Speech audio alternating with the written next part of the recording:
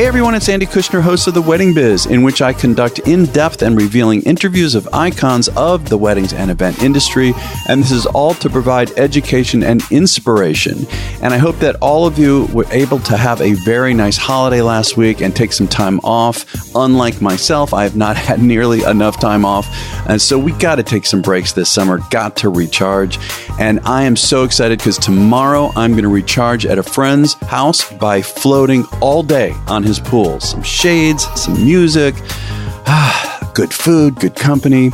So if you missed last week's episode, it was with Meryl Snow of Snowstorm Solutions. Meryl is a well-known consultant in the event wedding catering space. She gave so many tips. It was so educational. If you missed it, really, you got to go back and check out Meryl's interview. Now, this week is someone who I've been wanting to interview for over a year. I had the fortunate circumstance of being able to go to his beautiful home to interview him, and that is David MONN. David is an incredible planner and designer out of New York City, working internationally, and David's clients include social leaders from around the world, as well as a who's who of brands and institutions. He produced the Met's annual Costume Institute Gala. He also produced the 100th anniversary of the Plaza Hotel, an iconic event. David is frequently invited to lecture at arts and horticultural organizations. He is a contributing editor to Departures magazine and has been featured in numerous luxury and lifestyle publications. David also directed and produced 2 theatrical event productions for the Park Avenue Armory, and he has served on numerous philanthropic boards as well as on the planning committees of the Guggenheim Museum and the New York Public Library. David has been recognized for his devotion to animals by the Animal Medical Center. And so enjoy my conversation with David MONN. David, it is such a pleasure to get together, and let alone I get to be in your beautiful home. Well, I love it. Thank you. What I've seen so far.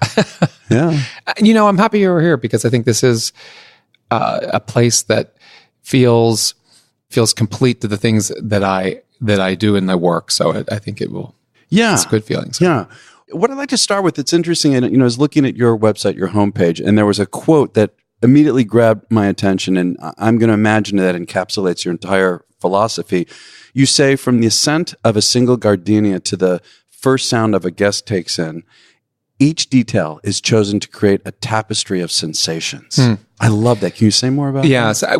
And that is pretty much the entire ethos of what I do.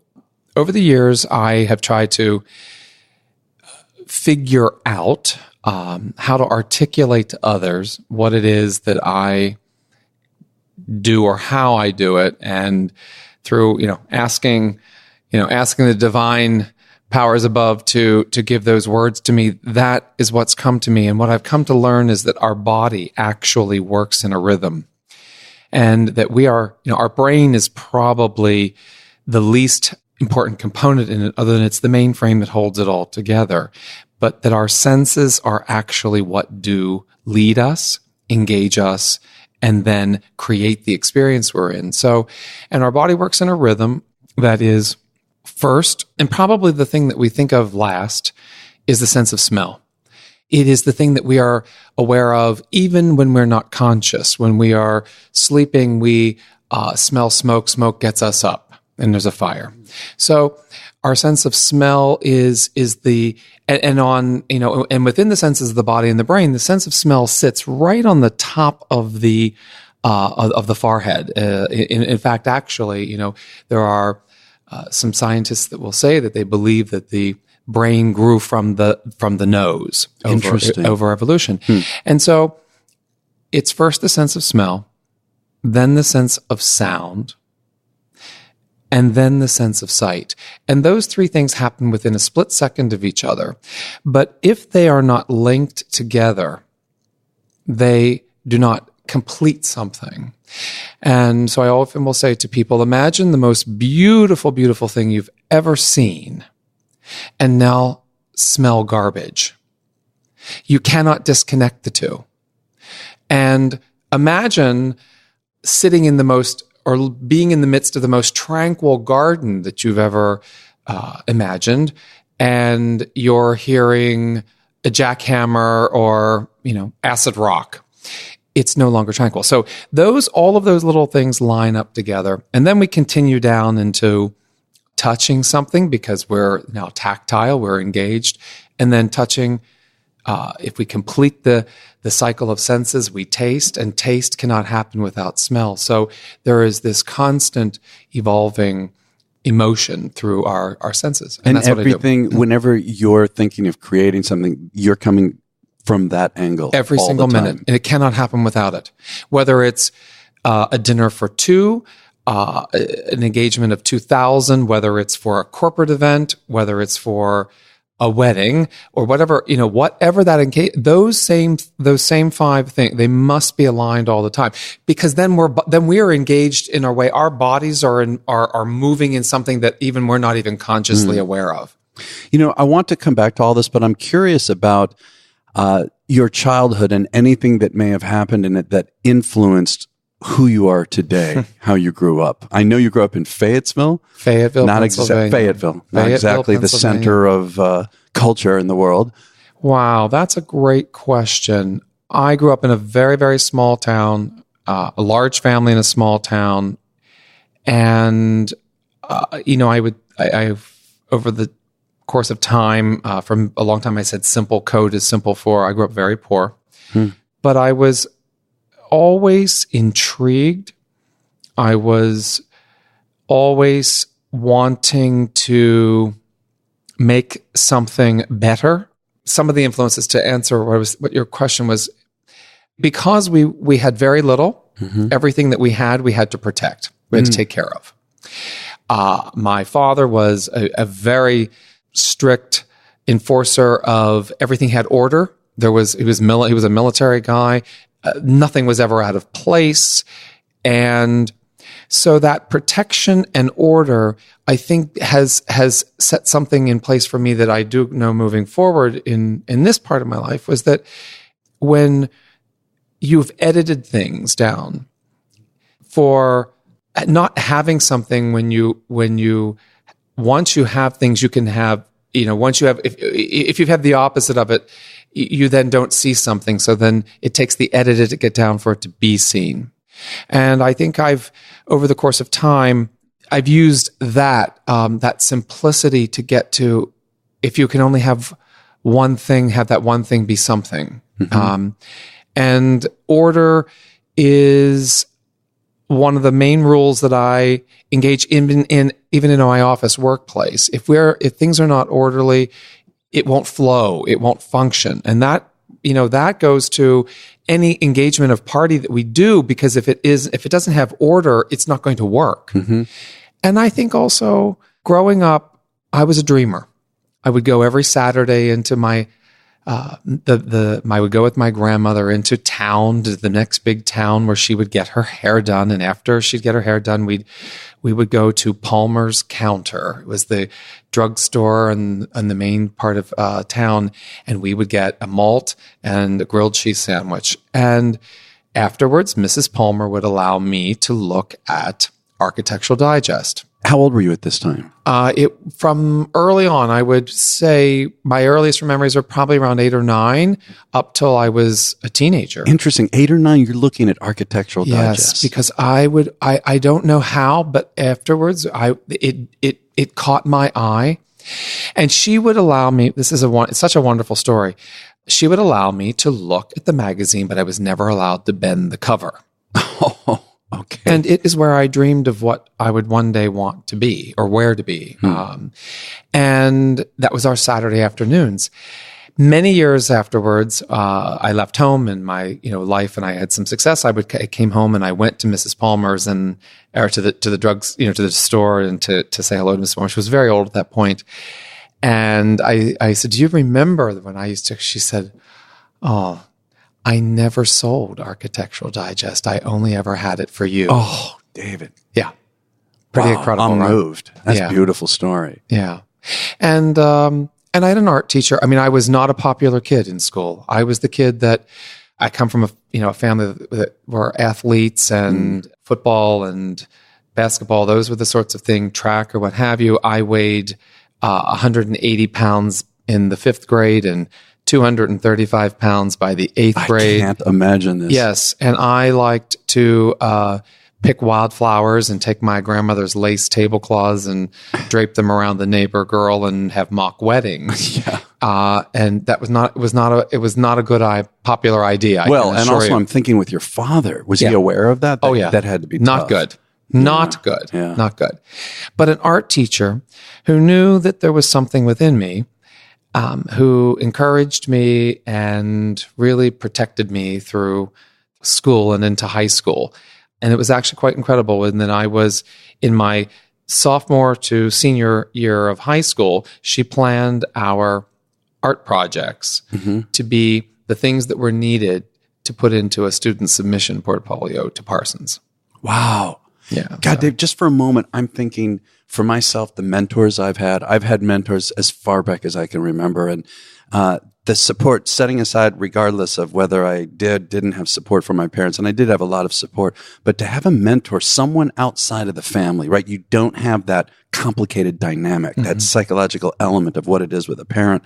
To have them support you and help guide you, it is, I don't know who I would be without these people. Yeah. Yeah. It sounds like that's the role that that's what she was, Mrs. Etter. Yeah. Louisa Etter. Yeah. And, and in a rather hard situation because it was not a popular thing to protect. I was not the popular kid in class. So you ended up going to Parsons, I imagine? So here's the story. So I was accepted with a partial scholarship, and my father, who had never borrowed money ever in his life and didn't believe in it, and said, you can go get a job, and when you get the money, they like you now, they'll like you then. And no, I was not able to go to Parsons. And it carried such shame for me for a very long time that lying about, when you come to New York and you are striving to make it in places, where did you go to school? What was your education? And being in social circumstances, to say I didn't go to college was something I carried with great shame. So I would avoid any of those conversations until I decided I'm going to go take some classes at Parsons. And how old at this point? I'm now 18. Okay. I'm here. I came to New York when I was 18. And I took fashion rendering courses so that I could say, when somebody said to me, where'd you go to school? I said, I studied at Parsons. Yeah. And I wanted the conversation to change very quickly because I didn't want it to go to, what year did you graduate, or to the next step. So I would have to then say, well, I didn't, but I could say I just studied and move it on. Well, interesting. So I've never gone to college. So. Well, listen, I'm sure that there's some serendipity to this, synchronicity, right? I mean, I don't know. Who knows what would have happened had you gone to Parsons, but look at where you're at today. I don't know what more you could be doing. Well, pretty blessed, actually. So you're 18, you're going to Parsons. What is it that you do that starts to get you into the industry? So I came to New York, as I said, I wanted to go to Parsons. I wanted to be a fashion designer.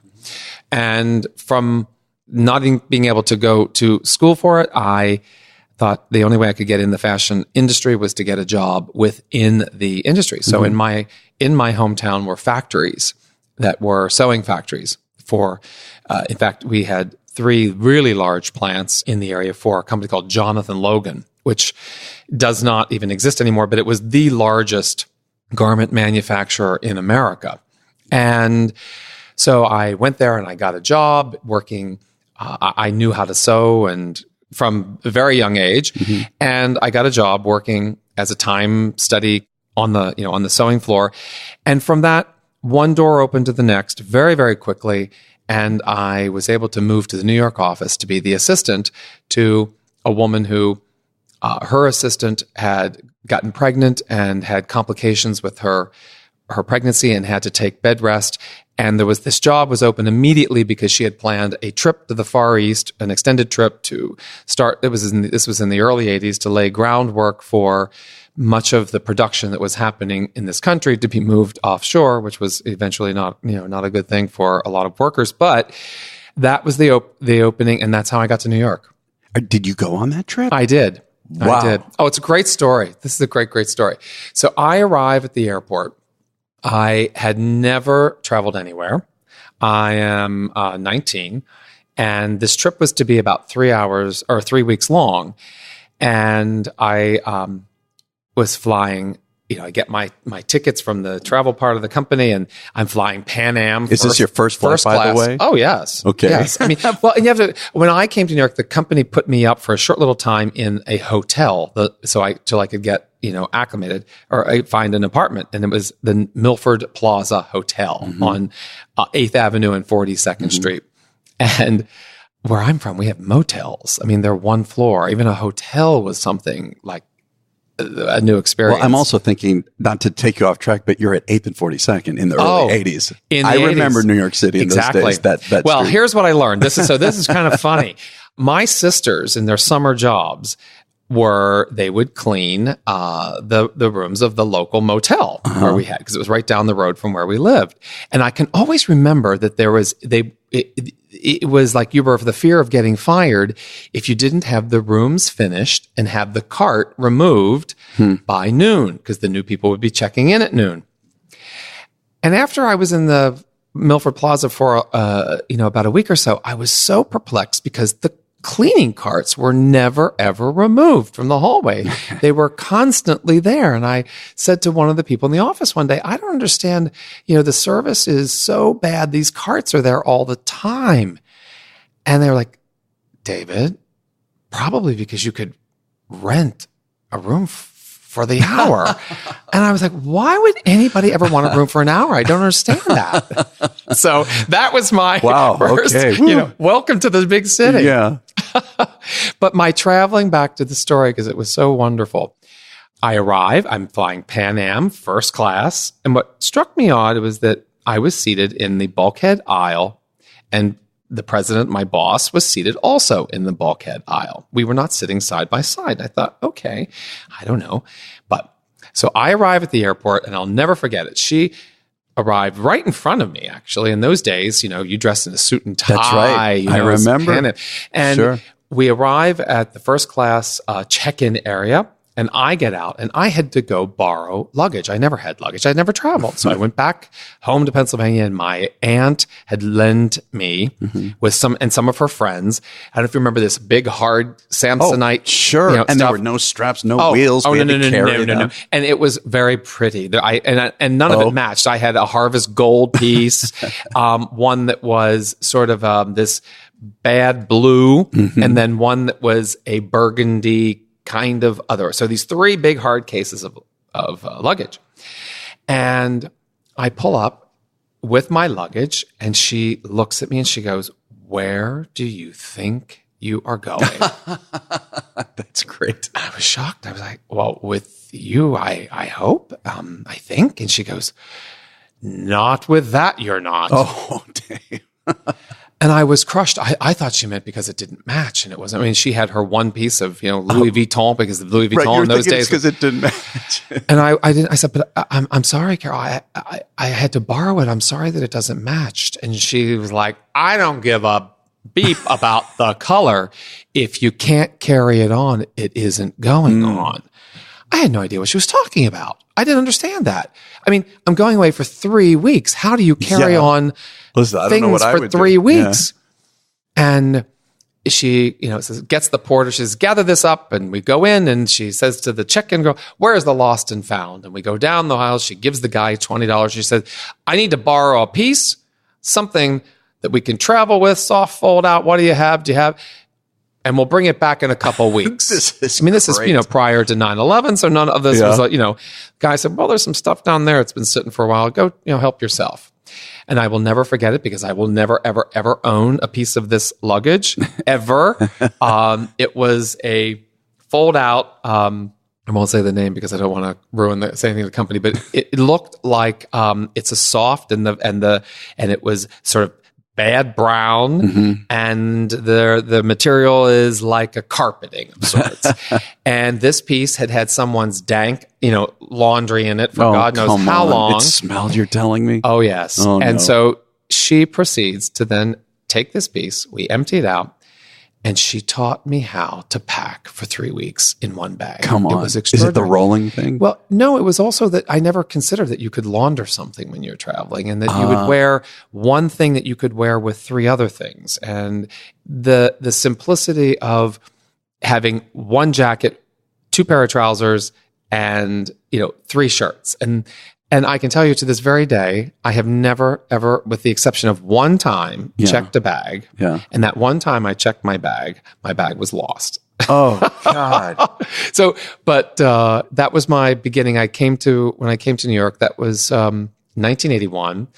And shortly thereafter, I knew that design was what I wanted to be doing. And I was not, design for fashion did not happen easily in my sort of spirit and my creativity. I was an amazing sort of merchandiser, but I was not the designer. And I knew my dream was to be the next Calvin Klein, and I knew that wasn't really going to be. And I left that, and just happenstance took me into interior design. And a funny story. I mean, I had always decorated my own little things in my own little way. And one of my friends had an apartment that was left to her and some things and what have you, and said, could you make my apartment beautiful? And it was one thing after the other. And from that, I developed a couple clients, and one started an interior design business from that. And then from that, I went through a connection of one of my clients that I jumped over from that world into the fine jewelry world. Strange leap from one part of creation to another. But I did that for the better part of 12 years. Designing jewelry? Merchandising. Oh, merchandising. You said 12 years. I did that for 12 years. Okay. So you're now in your 30s. I am, well into my 30s, yes. And this, doing this part of my life came on, and it didn't happen on that day, but the day that all things changed was August the 8th, 2003. And why I remember that was because it's my birthday. And I had decided that I was very unhappy with what I was doing in the world of that I was in at the time. And I used to say to people something. I mean, I ran a design team that had several hundred employees. And I would say to people, if you are unhappy and God has given you a semblance of intelligence, and if he has blessed you with a talent and you are unhappy, the reason of that lies within the mirror. You must search that out. Mm-hmm. And I realized I was that unhappy, and I had certainly been, I think, given some intelligence, and I have been incredibly blessed with a talent, and I was unhappy. And so I had to do something about that. And I made a big change in one day, and I had really no idea what I was going to do. And from that, my best friend at the time, her name is still my best friend, Gayford Steinberg, had her stepdaughter was getting married, and she said, David, would you help the kids with this wedding? And there's no one who does this better than you, blah, blah, blah, blah, blah. And I never worked so hard. I hadn't worked as hard in 12 years as I did in the week to do it. Well, and you had never done this before, no. right? Well, for myself, for fun. Yes. I mean, as years had progressed, I entertained quite a bit. I did the things that I do for myself, the way I would do them for myself. I've had great, great, great teachers and mentors along the way.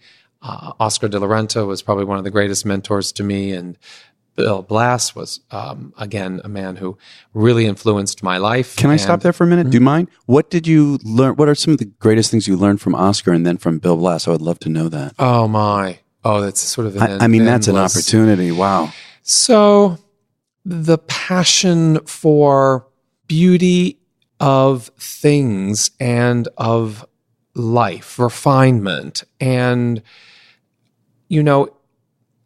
I've often said that you cannot buy luxury. Mm-hmm. Luxury is not something you can purchase. It is the byproduct of a life lived. And that is, I think, what much of these incredible people had taught me was absolutely things had great value to them, mm-hmm. From fine arts to furnishings and objets and all the incredible fine things. But it actually doesn't necessarily mean anything if it isn't used in a way that it actually enriches your life. I love and that process was something that I learned, not to wear it as an air, but for it to actually make something better. And without question, the exposure to learn what makes something finer than another. I've often said what I've learned from many of these, and certainly Oscar being one of them, and another great friend was Caroline Rome, who really, Caroline worked for Oscar, and that's how we met, and our friendship was that beauty is not subjective, only taste is. Wait a minute. Beauty is not subjective. I don't know if I follow that. Well, so because we are the ones who are giving it. Taste is the subjective part, not beauty. So it's a pretty deep thought. And I'll tell you when I've looked at things from whatever it may be, historically, thousands of years, to something that's being created this very minute, when it's being created purely, it is coming from an inner source, and it is being, and that process is pure. The creation of that will speak. Even something that's created in great agony. We look at Jackson Pollock, which so much is. Yeah. When you look at Jackson Pollock's work, and we now know, the torment that his life was at the time, was the expression that he brought forth was pure, and it's beautiful. And I think that's that process that creates that. It's not like we're going to create something to shock the world, or we're going to make a political statement. If it is just simply you're doing what you're meant to do in that process, then that's of beauty. It comes through. And I think if you look at all sort of things through history, right now in the world of art, the contemporary art world, it's just, the expressions of art are so vast today, but much of it, I don't know what it's telling. I think it's telling something people want to tell, versus it's just telling what is. I don't know, that's my short way to say how I think beauty arrives in the things we create. If it's just been done purely and through telling your own truth, it most likely probably will manifest in something beautiful. Yeah, no, this is really fascinating to me, and it helps explain what I see and feel. I haven't been to an event of yours, but when I look at the pictures, the images, and read about it, I understand better. I want to go, I'm going to start going into some detail there about that aspect. You have another quote on your website, if I'm saying it right, Louis Kahn, about lighting. You said, "We are born of light. The seasons are felt through light. We only know the world as it is evoked by light." Absolutely. And he's an architect. Yeah. I'd love to hear how you feel about lighting beyond that. Well, your listeners are not going to be able to feel what you're feeling as you're sitting right now in this space. Yes, even in your environment here, but sure. The light in this space is everything of why it feels the way it feels. And I know that we are born of light. That's something that's very spiritual to me, as it was for Louis Kahn. But it's that light is part of the evolution of the world, and it's what the sun lights up our day with, if you want to look at it just even as simply as that. And it is the thing that fuels us. Today we have something that's challenging that tremendously, and there's something very different between light and illumination. And in my work primarily, everything that I have ever done, and I try very hard with anything that we are doing and to continue to do as it's becoming even more challenging, is that I use almost no LED lighting in anything that we do. We use incandescent light, an incandescent or the flame. And that's because we speak to the flame. I think when we look at we are made up of energy. We are atoms. We are combustible. We are atoms that are in a flesh form, not a combustible form. So if we can understand in simply the science that we are made up of the same energy that candle flame is made up, but the candle flame is at the most potent form of any energy because it's expanding in its last final moments, and that power that happens with that, it actually overtakes us.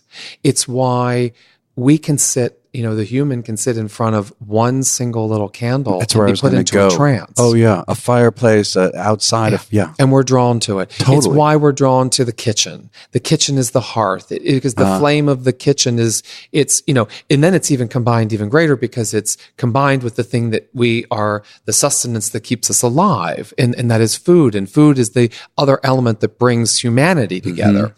And so when we put these things together, when we start to break them apart, we understand what makes people tick. And I know that when I put people together, what will make them feel is how I have lit it, and how it is getting you. And that light is, unfortunately, incandescent light is the only thing that can do that. LED light cannot. So incandescent light is a filament. Tungsten it's actually not burning, but it appears to be burning. But it is a filament that actually expands energy like a candle flame does. It transmits itself on a infrared ray. So that is probably the single most important thing to know about the light that's different from LED, and that only incandescent light, like our sun, travels on infrared. So therefore, we know we photosynthesize within it. So it makes us feel. LED is digital. It is phosphorus. It's put on the end of an electrode. It's charged and it glows. It's the simplest, scientific description of it. It has had much advancement to how the color is changed with shells and all sorts of other mechanisms to make your eye think that it's seeing the color of incandescent, but your body will never feel it. And therefore your brain is never going to register it as that. So that blue light that you see coming from the worst LED is exactly the same kind of light that you're seeing from the ones that have been said, they've got as close to candlelight as possible. So, or tungsten as close. So light is probably within the finished component of the work that we do, the single most important thing, because I know that that's how I'm going to get you. So outside of the use or not of technology or lack thereof, you are obviously then very involved in the design of lighting for all of your events. I do the lighting You're design. doing that yourself. And when when the projects get very large, there's probably only one or two other exterior lighting designers. There's a gentleman who I adore and think is one of the greatest lighting designers in the industry. His name is Al Crawford. He's primarily a theater designer. I met him many years ago. I was at a dance performance. He lights pretty much most of all of the Evan Ailey company's dance performances. And I was so moved by the lighting of this one particular piece, and I saw his name, and I sought him out. This was a long, long time ago. And I said, one day I want us to create something together. And over the course of the years, we do many, many, many things together. And I will say with Al, what's interesting is that early on, as technology was moving more and more to the LED form of lighting, I became a voice that was very strong to say we can't do this because we don't feel it. And how we feel is who we are. We only really think about that when we're not well. But on the day you have a cold, that's who you are. So think about all those other things that affect us in a day-to-day basis. And when we're doing an event, we have a very narrow amount of time that I must engage you. It's not, I just must get you in, feed you, get you out. I must engage your everything to make that statement for which that event is there to be told for. And I know that one of the most important ones is light. And with Al early on, I really pleaded my case with him on LED versus incandescent and yeah, how did he feel about well, this?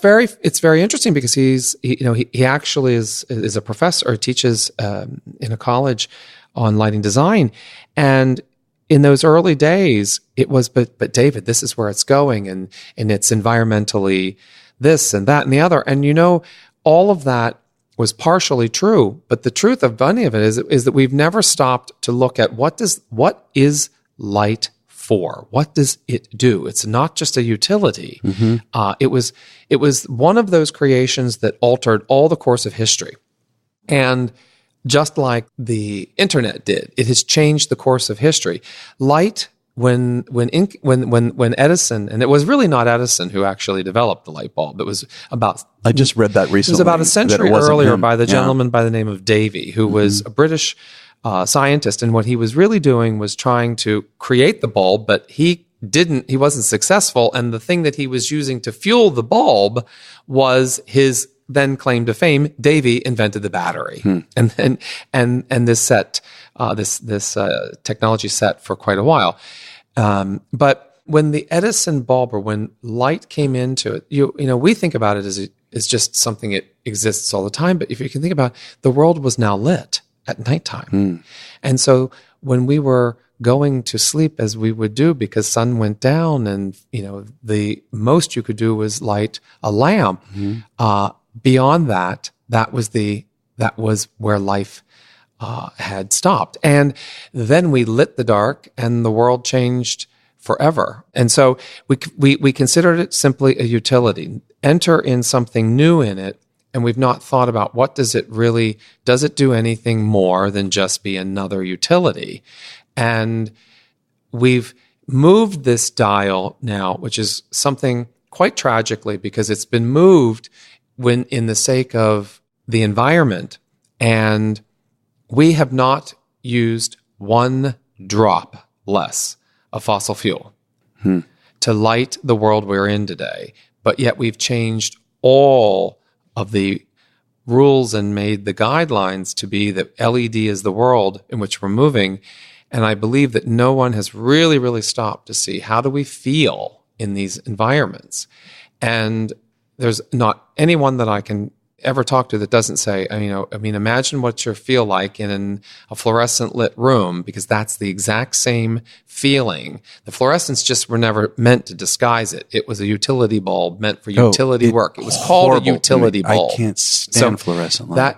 In fluorescent lighting, that same feeling you have is what you're going to feel in LED lighting over time, because the balance of it has just now really tipped. We're only in the last year or so seen the balance of where there was incandescent and LED that coexisted, and now it's entirely turning. So what about outside? When you're doing an outside event, you're obviously incorporating whatever the light is, and if it's as it turns to dusk, that transition, and then into night. Yeah. How do you work with that? I love that, because then what that time frame does is, and what's really important in the work we do, because I always say to people, we must engage as far as you can see to as near as you can touch. That's an interesting point, because it may be in your out of focus, but it's in your conscious. Yes. So you will,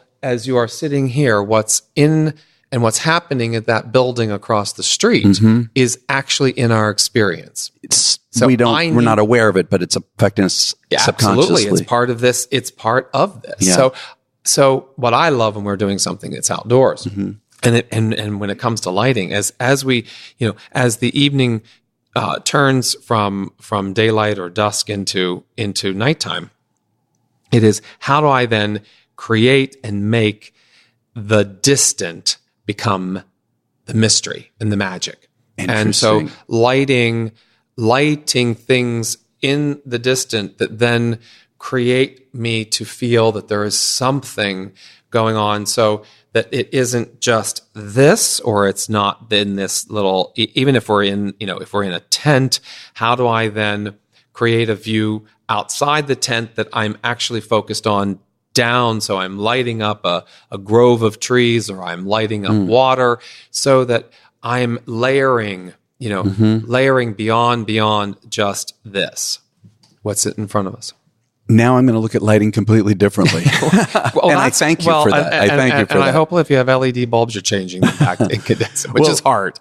In another direction, and starting again with a quote by Thomas Jefferson, so I know you know what I'm going to say. No occupation is so delightful to me as the culture of the earth, and no culture comparable to that of the garden.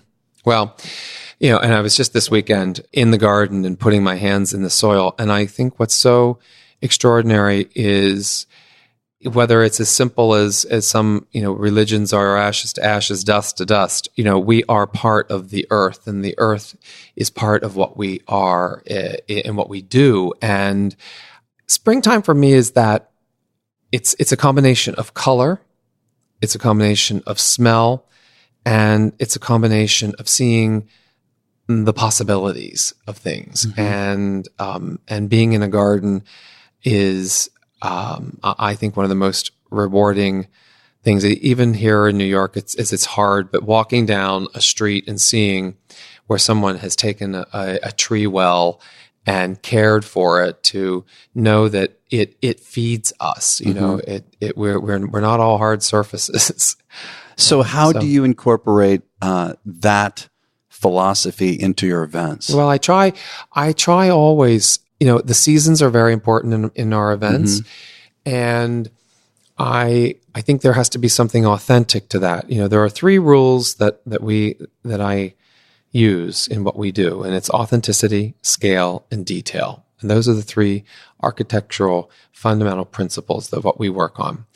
And the authenticity part of it is so important that even the season is something that we start with. If someone is getting, and often I have brides that come in and they're getting married in February, and they've always dreamed of peonies, and peonies are the thing they love. And I happen to think peonies are one of the most extraordinary creations. But in New York City, peonies aren't growing in February.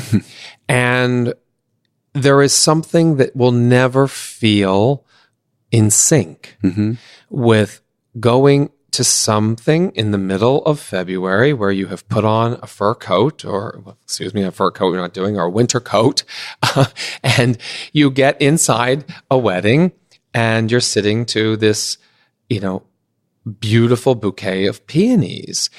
And although it may be beautiful, it is not in sync naturally. So you're going to talk to the bride and say, yeah, we could fly in or whatever. You wouldn't do it. No, I won't do it. Yeah. No, I actually won't do it. I tell brides, if that's who you want, then I can give you the name of somebody who'll do that for you. Because in the end, it must all feel true. Not true to you because you are already there. True to a bigger picture. And that bigger picture, I assure you, I have assured brides that trust me in this, as when it feels magical and in every part being in sync, there is something that will happen that you can't explain. And that is why. It is that unexplained that comes.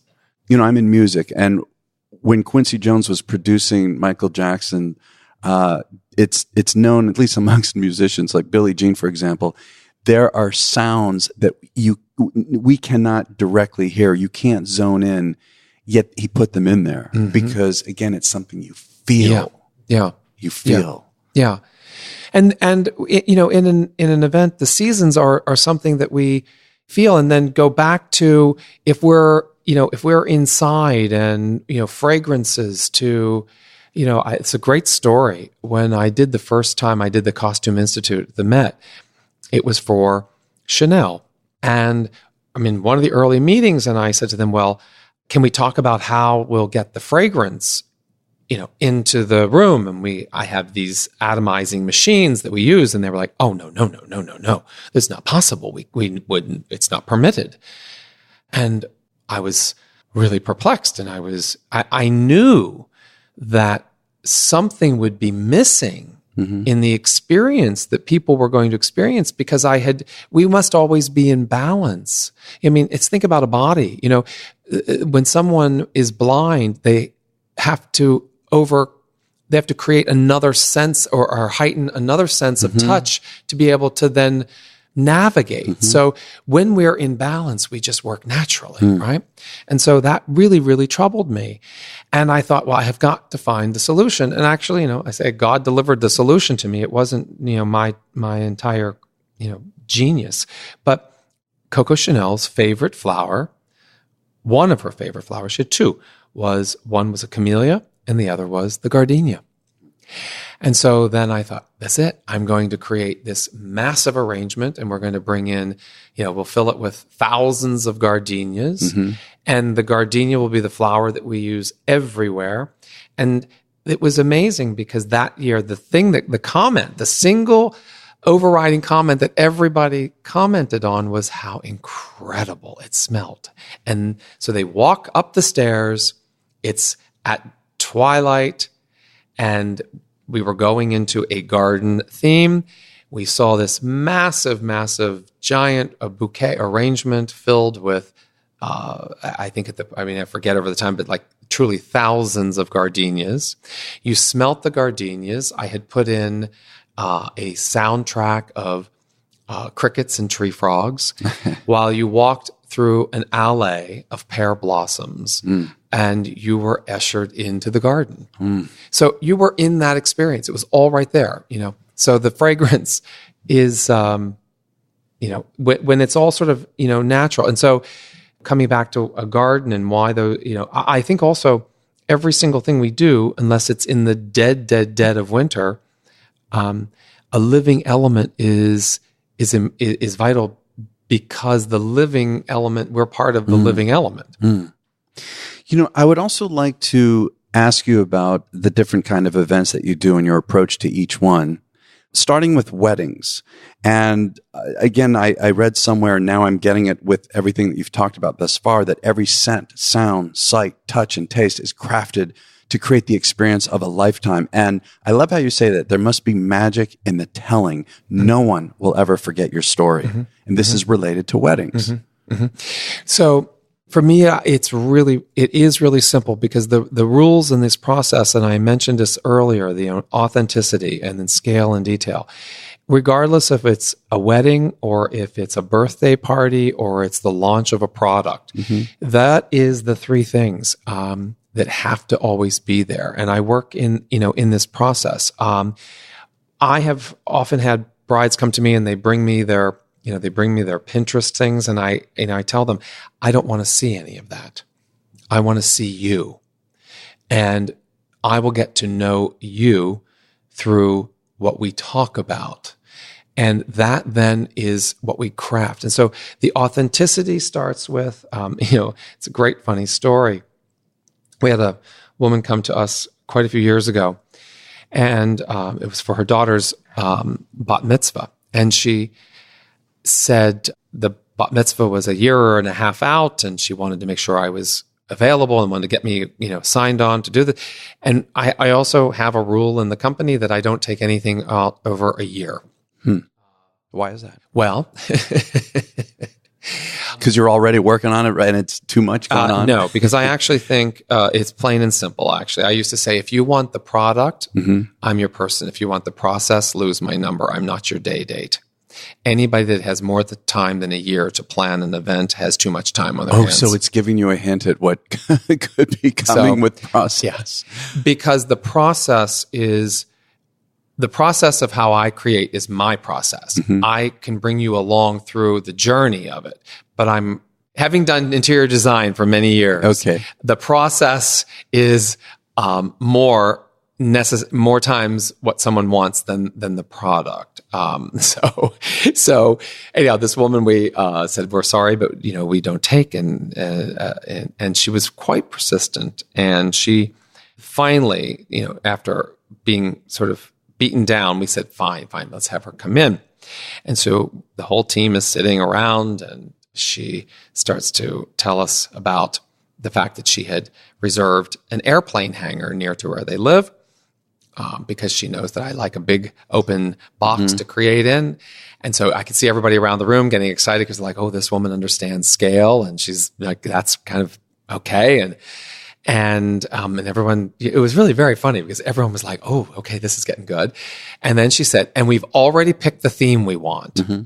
And you could see everyone go, oh. And they're just waiting to see. They're like, oh no. Well, because they know that I don't do themes. Yeah. You are the theme. Yeah. I love that. And I was now being polite. I was, raised to be polite. And I think, okay, what do I do? And I could see Liz, my office manager, thinking, oh, how do I get this to finish? Because he's going to kill me. And I said to her, well, please tell me a little bit about what theme you've chosen. And she said, oh, well, we've chosen a safari theme. So I'm very quickly, I am a solution-oriented guy. Don't ever bring me the problem, bring me the solutions, bring me the options. Yeah, I like that. And so I'm thinking, okay, safari. Okay, we'll build a 40-foot banyan tree. I can see old woodies and canvas tents and thousands of lanterns and silver out of Africa meat. Okay, got it. Visually, I'm in for this now. And I said, well, now explain to me a little bit, because I wanted to hear the story of the safari. I was really hoping to hear that this young, girl wanted to grow up to be a vet because she loves animals so much, or that the family had gone on a safari and it was life-changing, or they do this as an annual thing, or possibly that they, trace their Jewish roots to Africa, which I also know of a family that we'd done something similar for. And she said, "Oh no, we just think it would be cool, and we're going to send out little suitcases and put safari hats and jackets in them, and everybody will come wear them, and the girl could arrive into the party on an elephant." So technically, it's really not about them at all. It is about them, but it is about them in truth, not in make-believe. And that is the most important component to, I think, everything that we do, is that I never want I want everyone to walk into the events we do and have their breath taken away and say, oh my God. I never want them to immediately say, this is David Monn's party. I want them to say, it's your party. But what I want them, after they have been in it, and they have looked and touched and been immersed in it, to say, oh, there is no one this has to be David Monn, because no one else could have done this complexity and have it be this important or this meaningful. And I mean meaningful not in a grand way, but in that the simplest things take the most effort, actually.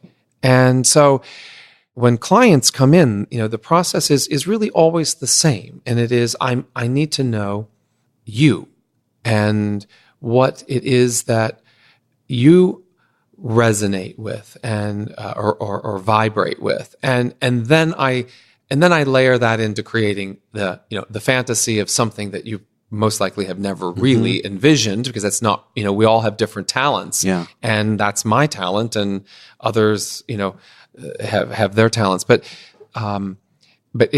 coming back to the authenticity part, and then we marry it with the next two things that are really, really important, and that is scale. Scale is drama. Scale is theater. We are actors on the stage. Shakespeare wrote true stories. They weren't fantasies. They were life, but they were acted out with the intent of drama, intrigue, and timing, and precision, and that happens along the way. So the scale is, whether it's in a location, I never like any. I know if I've gone into, we go into a place that's been used before, I never want it to look the same. We don't do two things ever again, because they're yours. Yeah. It's not. Right. It's not cookie cutter to me. It's personal. It's very personal. And also, probably maybe in a detrimental sense for me, it's the art that we create, not the business.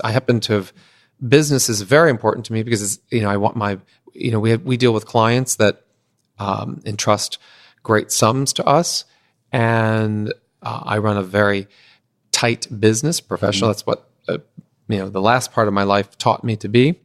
But what we really create is an art form, and so it can't be duplicated because that art form was created once for something else. And then so the three components of authenticity, scale, and then detail is that it's those layers and layers and layers that are under every single thing that we do that makes it have this very deep richness. It's like a painting. What you see on the surface of a painting, what makes the painting illuminate is the layers that are underneath it, not what's on the surface. The surface is the end, but it's all of that that's underneath it that you are drawn into. It's a great analogy. I love that. How, talking about, I understand that for you, the process will, I'm sure, be similar across all kinds of events, but in terms of corporate events, gala fundraisers, now for corporate events, you had said business is more complex than a single thought. You said an organization has an identity, a story, a purpose. Your event should invoke that. Absolutely. I always say you can't create a brand. A brand is the extension of the product and its purpose. And in its use, therefore, is a brand. And so someone comes to us with a new idea. It's very, very hard. It's very important, but you have to have that DNA of what you're talking about, or what it is that your product or your process that you're trying to convey. And that event has to speak to that, and probably more so in the detail and the authenticity, and that be there, because you won't convince somebody of it. That cannot sit on the surface. That's probably more complex of a project when we take on corporate projects, because that, and in turn, you have to convey to people something that they're not necessarily already preconditioned to receive. If someone's coming to a wedding or a birthday party, they're already ready for that, But if you're bringing somebody to something that is a corporate event, their ideas have to be convinced first. Even if they've just said, "Oh, I like this, I'll go," but then there's something you have to grab them with. Yeah, interesting. If you could tell me a couple stories, I would love that. You did the 100th anniversary of the Plaza Hotel. I mean, that was, that's major. Can you tell me something about that, something about your process? So what was funny about that was the hotel in New York, and I discovered in sort of researching just the Plaza, the Plaza is the only place that you can actually mail a piece of mail to that just says the Plaza, and it will arrive. Great. There is none other. There's none other. It's so iconic. Yeah, from around the world. We did this. Even around the world? From around the world. You post something, the Plaza. You're saying you don't even have to put New York, New York? No. Because that's great. It's sort of a given and known. And the hotel was being, when it was quote unquote going into renovation, it was quite controversial because it was going to have condominiums and all sorts of other things changed to it. And the Plaza was one of those also unique things in New York that people have their own sense of ownership to it, whether it was their wedding, their sweet 16, they went there with their grandmother for tea. They had a personal, really, really, visceral personal connection to this property. And when it closed, it was promised to reopen on its 100th birthday. And it wasn't ready.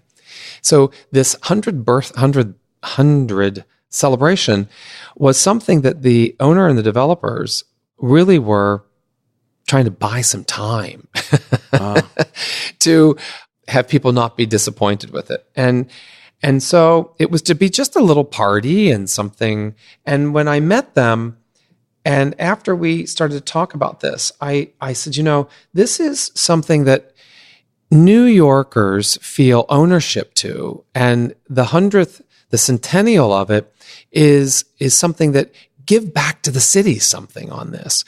And so this whole idea grew from, let's create a birthday party for the building and make it the party. And so I had this crazy idea of, let's cover the entire building with fireworks. The entire building? The entire building, and have fireworks shooting off the building. And so I went to Gurucci, and who we'd known and we'd done some other work with. And I said, I want to do this crazy idea. Do you think it's anything we can do? And another good friend of mine who was in the city said, I think that if you can get the fire department to be on board with this, then maybe other people would get on board with it as well. So my entire family are professional firefighters. Okay. All of them but me.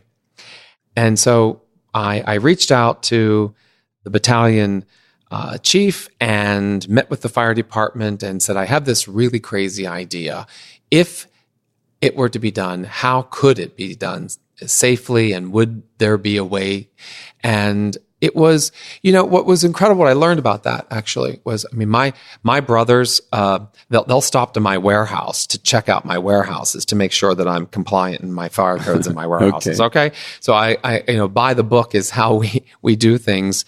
And I learned a long time ago, that when you bring people on board and you involve them versus, which can happen quite differently in New York, because we have a lot of people that just think they can do, I can afford it, I'll do it.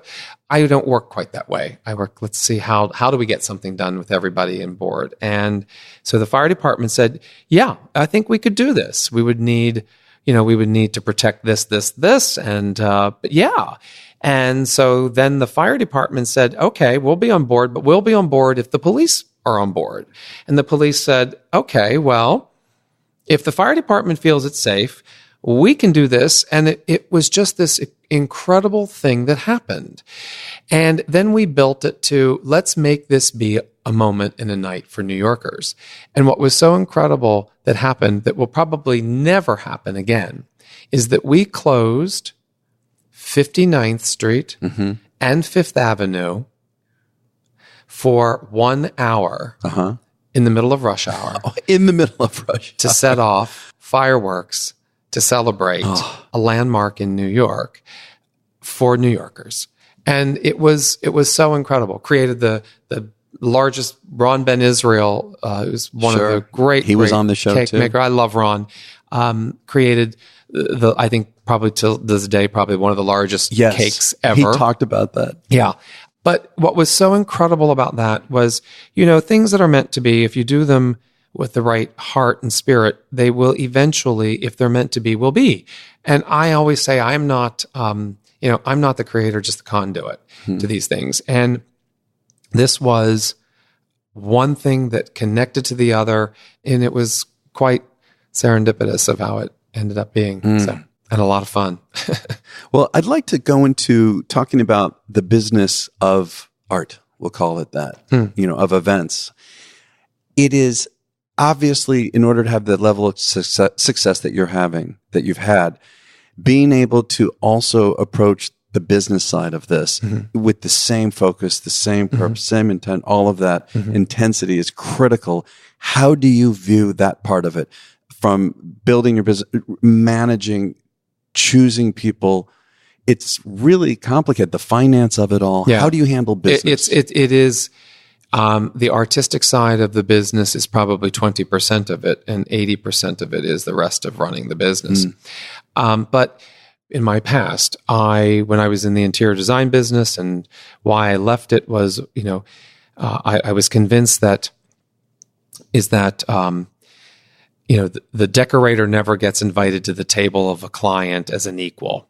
And that really, really sort of stuck with me.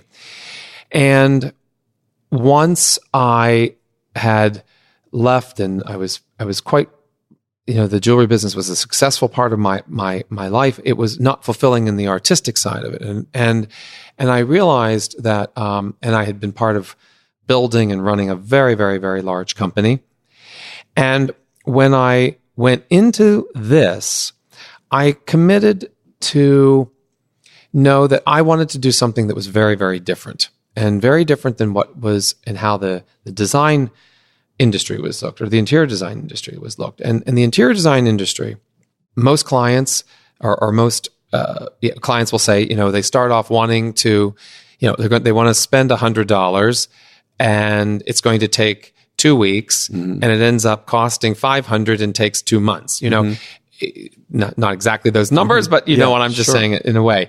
And I cared very, very much that this part of the business, that I would be respected more for the professional business part of my business than I would be for the art form. Interesting. Because people that are going to entrust millions of dollars to you care that you are as solid of a businessman as they are at one to create it, to be able to spend it. And that was really important to me. And that's probably the hardest thing there is to do in the business, much in part because this industry is, first off, it's a very tough business.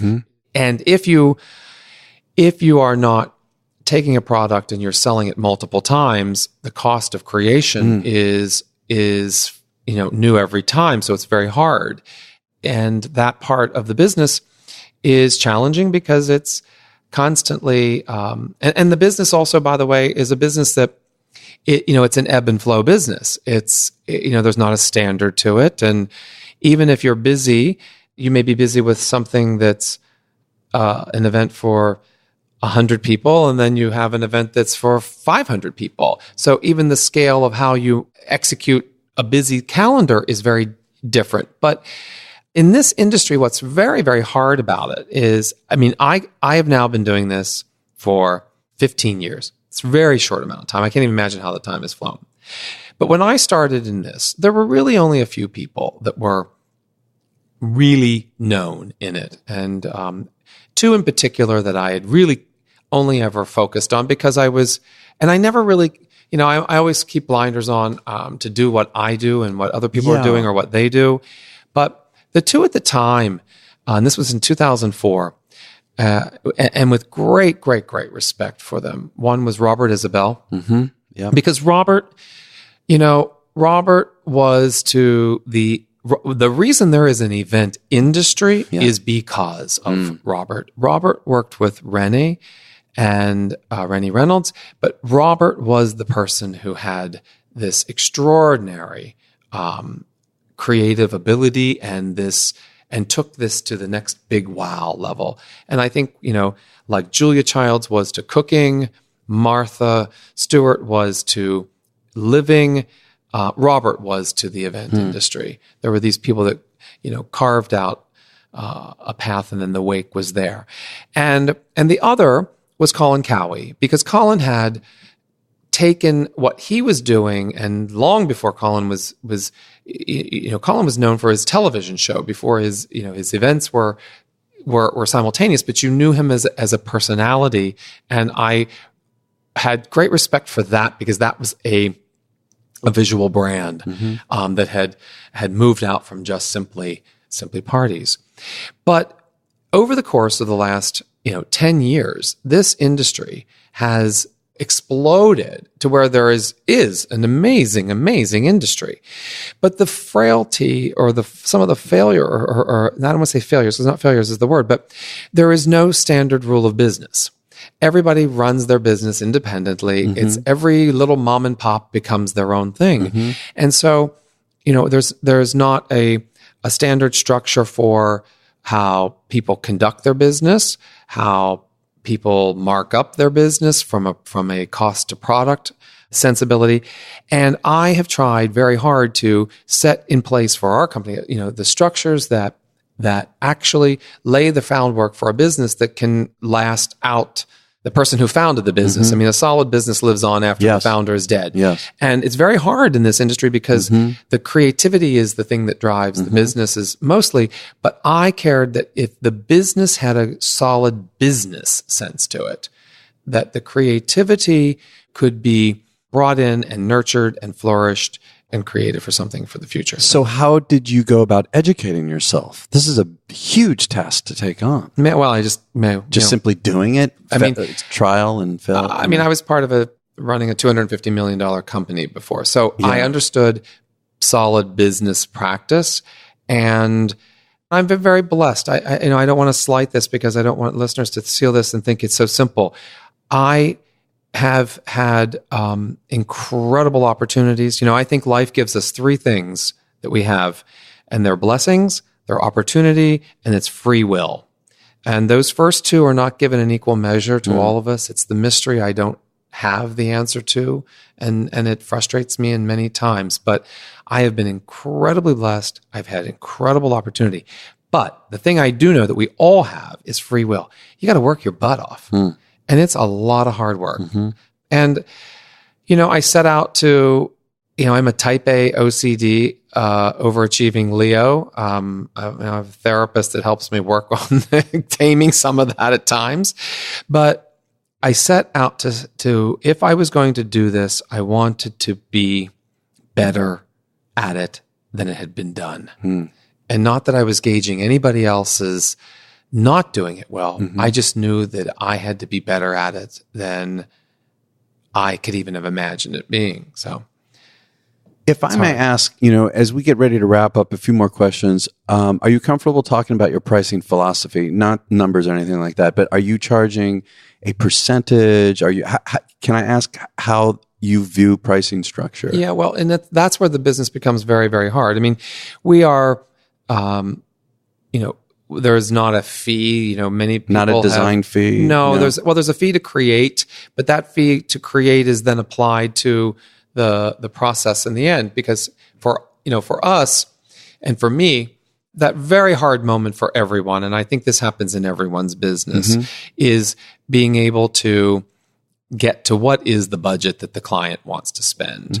And because every client is different and every firm is different, that challenge is very, very, very hard. And there's not a shelf price for what we do because it's bespoke, and it's bespoke at every step of the way. So that process of coming into, a client wants to spend somewhere between A and B. And this is where it's very, very hard for me in our business, which I think we're very unique in this sense, is that we do handle every aspect from the first piece of paper to every piece of clothing to everything you smell, sound, taste, touch, all the way out the door. And we do that, every part of that, as well as we are the director and we're the stage manager. If you can imagine it as a theater production in the end. And for us, the creation of that, there's money that has to be expended to put that in place, to even get to it. So there's a fee that puts that in place, but then it's applied to what the costs are in the end. And we have a very simple structure. There's commissions on things that we don't do internally, and then things that we do are sold as though they would be sold to any other sort of retail situation. But that's the hard part of the business, is because there's no standard of business practice in this event world. And I think over time, some of us that have similar sorts of businesses and clients, there's becoming similarities in them only because clients may have worked with someone once and they work with somebody else once. And then, so we kind of know a little bit about what each other's business or how their businesses are run. But I say all the time, it is a business that you must love the product in the end of creating it, because it's not one that you are going to fly off to our third home on an island. It's not that. It's a tough business, but it's one you have to love. So last question, if you were giving a master class to, let's say, an already somewhat experienced event planner, designer, what would you focus on? What are some of the most, if you had to pick one or two of the most important tips, advice to be aware of, to work on? Well, because it's my own philosophy for me, I would stress that things, and we see it today, we see trends, we see fads. I always, say fashion was important in my life at one point because it's taught me how to be pertinent. Architecture and design was important because it's taught me purpose and scale. And business was important because it taught me how to be business. But all those three things together can only exist if I'm actually listening. And I think that I care about tomorrow. As I shared with you when we were talking earlier, I care about history. I think history tells us the future. And purpose means things. And, there's another person in the business, you probably have even interviewed this person who would say, you can make it up. There are new rules. And I don't agree with that at all. I believe there are rules. We have evolved. We continue to evolve. We should not reinvent ourselves. We must evolve ourselves. And that comes with purpose. So the purpose is for me to know you, and through that, then I and you entrust to me what my inner care and my purpose is to put back. And so to someone in the business, I always say, if you're looking at it from afar and it's the grand and glamour, you're probably going to fail because the grand and glamour is not there. It's in that's a moment. But what really is are you connecting and are you listening and are you then putting that together for something else? That's kind of the simple stuff for me. Whew. This has been incredible, David. Really, thank you so much. I'm going to put in the show notes for everybody how to find you, social media handles, all of that. There'll be some wonderful images and all of that. But this has been just a pleasure. Thank you. I learned a ton. Thank you.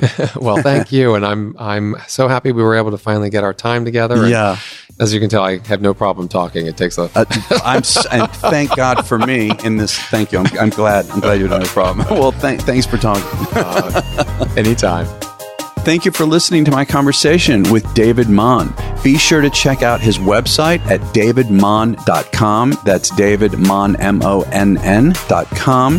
His social media handle for Instagram is David_Monn. And for Facebook, it is David Monn LLC. And as usual, we'll have all this information and more on David in the show notes at the website of theweddingbiz.com. And please be sure to share this with friends and colleagues. It's obviously a fantastic interview that everyone could benefit from. And don't forget to listen to our follow-on segment with each interview, The Next Level, in which I have a guest co-host, and together we tease out some of the highlights of the week's interview and help break them down into specific tactical tips that you can use to raise your own business to the next level. And this Wednesday, my guest co-host is going to be none other than Sean Lowe of the Business of Being Creative. I've had Sean on several times because he is that good. So be sure to tune in on Wednesday. And our next guest next week is going to be Darren Olash of On the Move Entertainment. And that's very special to my heart since I've got my own entertainment company. So be sure to check in next week. And also be sure to subscribe to The Wedding Biz. You'll be able to get some good notifications. And our sponsor is Kushner Entertainment. You could find information at kushnerentertainment.com. And we'll catch you next week on The Wedding Biz.